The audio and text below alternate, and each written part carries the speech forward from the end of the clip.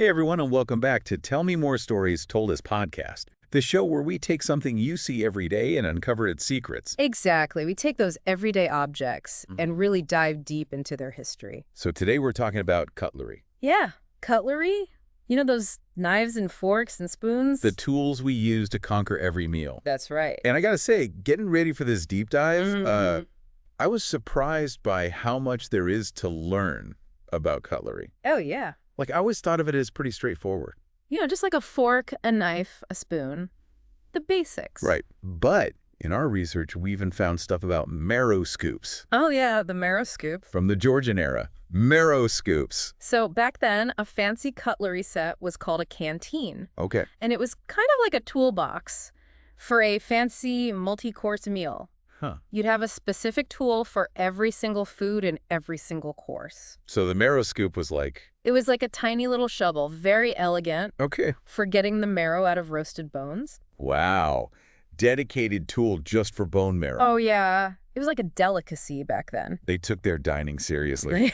They did. No, another thing that caught my eye in the research was the word cutler.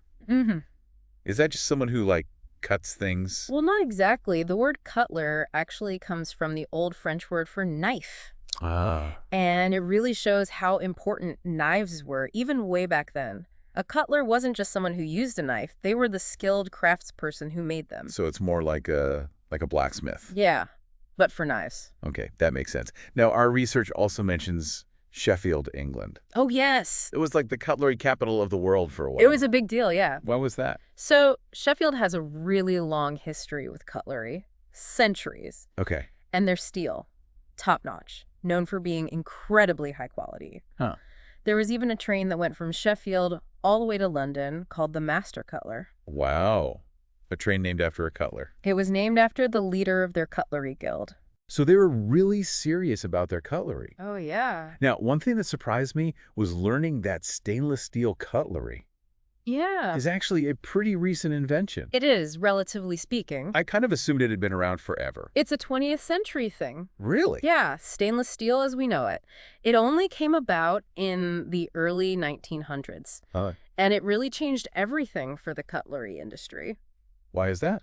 Well, it's super durable and it doesn't rust. Okay. Before stainless steel, people were using all kinds of things for cutlery, like silver and gold and steel and pewter. Oh, and a gold cutlery. Yeah. Who was eating with gold? Well, that was for the wealthy, obviously. Makes sense. Sterling silver was also popular for high-end cutlery. Oh, yeah. Because it doesn't react much with food. Right, so you don't get that metallic taste. Exactly. But those materials, silver and gold, way too expensive for most people. So what did everyday people use before stainless steel? Well, steel and pewter were pretty common. Pewter was especially popular for spoons because it was affordable. Gotcha. Then, in the 19th century, they came up with this thing called electroplated nickel silver. What? It's also called EPNS. EPNS. Yeah, electroplated nickel silver. And it was basically a way to get the look of silver without the high price tag. So it was like a cheaper alternative to sterling silver. That's right. They would coat a base metal with a thin layer of silver through a process called electroplating. Clever. Pretty ingenious, right? So there's been this whole evolution of cutlery materials. Oh, yeah. Driven by, like, cost and practicality. Exactly. That's fascinating. What about modern cutlery? Are people using any, like, unusual materials these days? Yeah. Like, you've probably seen wooden cutlery around. I have. That's become super popular because it's biodegradable and eco-friendly. A good alternative to plastic. Right. And then there's titanium. Titanium. Yeah, you'll often find that in camping cutlery. Huh. Super lightweight. And it doesn't conduct heat well. So you won't burn your mouth. Exactly. That's pretty smart. I've had my fair share of melted plastic cutlery at picnics. Oh, yeah. Speaking of plastic cutlery, Oh. what about its environmental impact? Wow. It can't be good, right? Right. It has a huge environmental footprint. But thankfully, things are starting to change. Okay. Like the EU has banned single-use plastics. Really? Yeah. And other parts of the world are starting to do the same thing. Wow. So that's driving the demand for alternatives like wood and bamboo. That's good to hear. Now, before we keep going with our cutlery deep dive, Yeah. I want to remind our listeners that if you're enjoying this episode, And you want to hear more fascinating stories like this one? Oh, yeah. Hit that subscribe button so you don't miss any future episodes of Tell Me More Stories Told as Podcast. We have tons more great topics coming up. Exactly. All right, back to cutlery. So far, we've talked about the history, the materials, even a little bit about the environmental side of things. Uh-huh. But now I'm kind of curious. Can you actually see this stuff in person? What do you mean? Like, are there museums dedicated to cutlery? I would love to see a gold fork up close, even if I could never afford to eat with one. Right. And, you might be surprised to learn that there are actually quite a few museums dedicated to cutlery. Really? Yeah. Those traditional cutlery making centers like Sheffield, Solingen in Germany, Thiers in France, they often have museums showing off their local heritage. Wow, I had no idea. It's true. And even if you don't live near one of those places, you might be able to find some cutlery exhibits at a local history museum. Or you could even look into museums about your own cultural heritage. You might be surprised at what you discover. That's a great idea.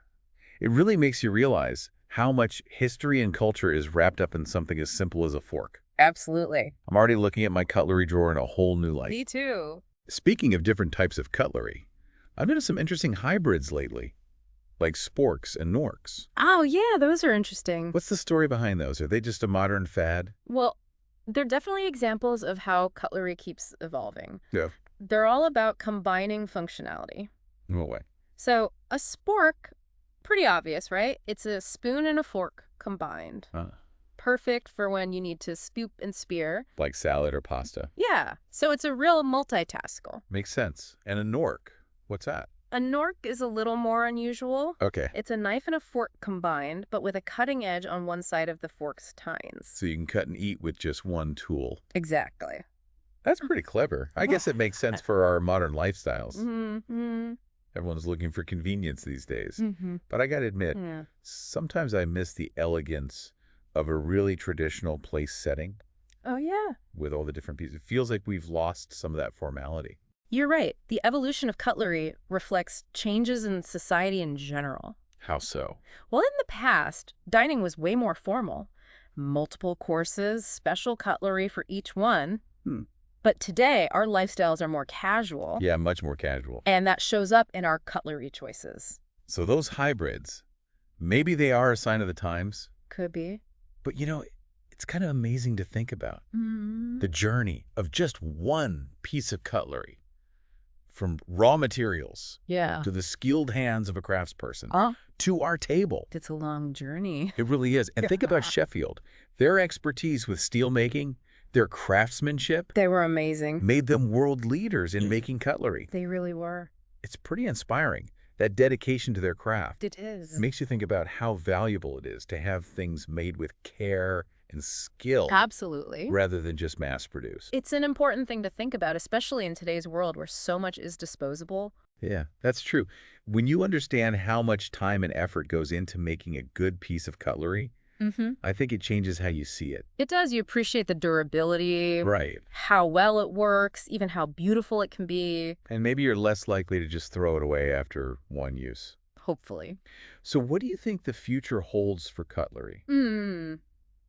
That's a good question. Like, are we going to see even more unusual materials or new designs? Well, I definitely think we'll see continued innovation when it comes to materials. Yeah. Biodegradable and sustainable options, those are probably going to become even more common as we try to tackle environmental concerns. Makes sense. Like we might see cutlery made from recycled ocean plastic. Wow. Or even plant-based materials. Yeah, I would love to see that. It's pretty exciting to think about. And then there's 3D printing. Yeah, 3D printing is changing everything these days. It really is. How would it affect cutlery? Well, it opens up all these possibilities for customized designs. You could even have personalized cutlery. Wow. Like imagine having a set of forks with your initials on them. That's taking personalization to a whole new level. But seriously, it's incredible. What is? That something as simple as cutlery has such a rich history. And such a fascinating future. It really is. And it's a good reminder that even the things we see every day can have really interesting stories behind them. We just have to take a closer look. Exactly. It makes you think, what else are we taking for granted? Speaking of looking deeper, we haven't really talked about the cultural side of cutlery. That's a whole other world, isn't it? Our research mentioned that different cultures, they have their own customs, their own etiquette around using knives, forks, and spoons. It's pretty amazing, right? Yeah, I mean, you'd think something as basic as eating Right. would be pretty universal. You'd think so. But our cutlery etiquette can be pretty different. Oh, yeah, definitely. Like, for example, in some Asian cultures, it's considered rude to point with your chopsticks. Oh, right. But in other cultures, it's totally fine. It's interesting how those things vary. It really is. I had no idea there was etiquette around chopsticks. Oh, yeah. So I'm guessing there are tons of other variations we don't even know about. Absolutely. There are cultures where using your hands is totally normal. Right. And others where certain foods are traditionally eaten with specific utensils. It really shows you how much our relationship with food and how we eat. It's all tied to our culture. That's so true. It's like cutlery can be this window into a culture's values and traditions. It's a good reminder that there's always more to learn, even about the stuff we think we know. Well, this deep dive has really opened my eyes. I don't think I'll ever look at a fork the same way again. Me neither. It's amazing what you can discover when you start asking questions. About those everyday things. The things we usually just take for granted. Absolutely. And I bet our listeners are feeling the same way. I hope so. We love getting people excited about learning. Sharing these stories. Yeah, that's what it's all about. Speaking of which, before we wrap up this deep dive, Okay. we want to give a shout out to our amazing listeners. Yes. You guys are awesome. If you're enjoying this episode and you want more fascinating stories, oh, yeah, hit that subscribe button. Don't miss out on future episodes of Tell Me More Stories Told as Podcasts. You have some truly captivating deep dives coming up. You won't want to miss a single one. Uh-huh. All right, back to our cutlery adventure. Let's do it. We've talked about the history, the materials, even the cultural etiquette around cutlery. Right. But there's one more thing we need to talk about. What's that? The environmental impact. Ah, that's important. We touched on it earlier. Yeah, with the wood and bamboo alternative. Right, but what about the bigger picture? Good point. As we become more aware of how our actions affect the environment, we need to think about the life cycle of the things we use. Okay. And that includes cutlery. So, like, where the materials come from. Exactly. And how the cutlery is made, how long it lasts, what happens to it when we're done with it. Makes sense.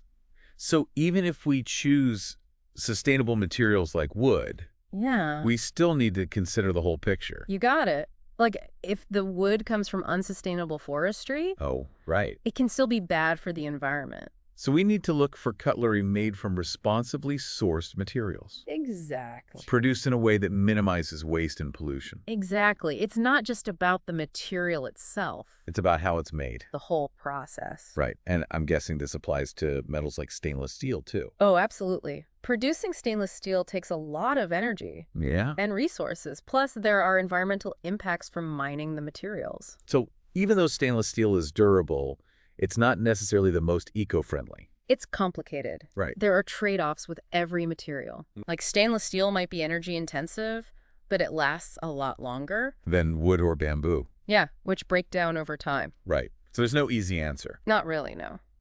What can we do as individuals to make better choices about our cutlery? That's the big question. I think one of the most important things is to reduce our reliance on disposable cutlery. Okay. Like, instead of grabbing those flimsy plastic forks at a picnic, yeah, why not pack your own reusable set? That's a good idea. I've definitely used way too much disposable cutlery. It's easy to do. But now that we're aware, right, we can make more conscious choices. Another thing is to invest in high-quality cutlery. Stuff that will last for years. So it's worth spending a bit more upfront. Yeah, to get something that will last. And don't forget to take care of your cutlery. Right. Wash it properly. Store it carefully. Don't use it for things it wasn't designed for. All good tips. I feel like I'm already becoming a more responsible cutlery user. That's great. Every little bit helps. And who knows? Maybe someday we'll have cutlery made from even better material. Right. Things we can't even imagine yet. It's exciting to think about the possibilities. It really is. I think it's time for a quick break. Sounds good. When we come back, we'll wrap up our cutlery deep dive with some final thoughts. Looking forward to it. So stay tuned.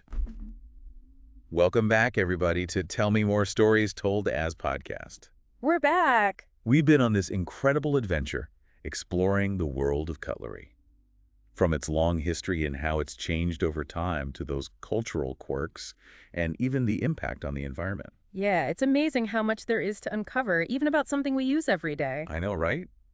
I'm looking at my own cutlery drawer totally differently now and feeling inspired to make some better choices for the planet. That's awesome. It's all about those small changes, being more aware of what we do. This deep dive got me thinking. Oh, yeah. About? Well, we talked about how cutlery kind of shows our values or traditions, but I think it can actually shape them, too. What do you mean? Just think about it.